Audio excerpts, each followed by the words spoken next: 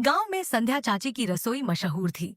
उनके बनाए खाने की खुशबू दूर दूर तक फैलती थी। लोग कहते थे चाची के हाथों में जादू है। उनके बनाए खाने का स्वाद ऐसा है कि एक बार खा लो तो उम्र भर याद रहे। चाची हमेशा कहती थी, खाना सिर्फ स्वाद से नहीं बनता, दिल से बनता है। लेकिन पिछले कुछ दिनों से चाची की रसोई का खाना वैसा नहीं लग रहा था। गांव वालों ने शिकायत करना शुरू कर दिया। क्या बात है चाची, पहले जैसा स्वाद क्यों नहीं आ रहा? चाची परेशान थी। उन्हें समझ नहीं आ रहा था कि उनकी मेहनत और मशहूर स्वाद फीका क्यों पड़ रहा है।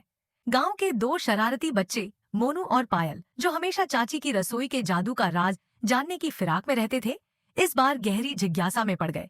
मोनू ने पायल से कहा, लगता है किसी ने चाची का जादुई मसाला चुरा लिया है। पायल ने जवाब दिया, तो हमें पता लगाना होगा कि चाची के मसालों के साथ क्या हो रहा है।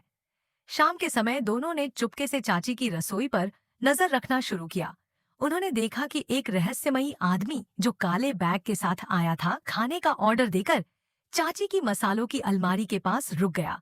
वह इधर उधर देखने लगा और जब चाची ग्राहकों में व्यस्त हो गई तो उसने अलमारी से एक डिब्बा चुराकर अपने बैग में डाल लिया। मोनू ने फुसफुसाकर कहा, देखा, मैंने कहा था ना, कोई चाची का जादुई मसाला चुरा रहा है। पायल ने जवाब दिया, चलो उसका पीछा करते हैं। दोनों ने चुपके से उस आदमी का पीछा किया। वह गांव के बाहर एक पुराने खंडहर में गया। वहां उसने बैग खोलकर मसाले निकाले और अपनी रसोई की तैयारी करने लगा।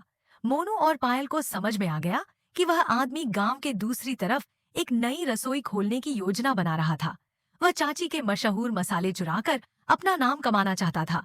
मोनू और पायल ने तुरंत एक योजना बनाई।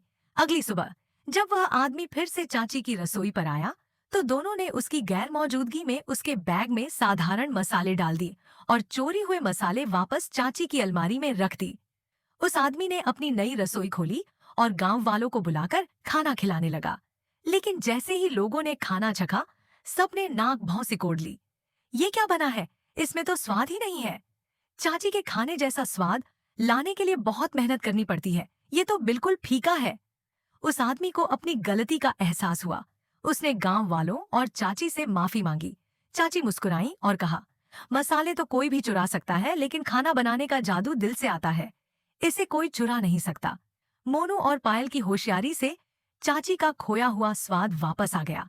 चाची ने दोनों को अपनी रसोई में मदद करने का मौका दिया और कहा, तुम दोनों मेरी रसोई के छोटे उस्ताद हो।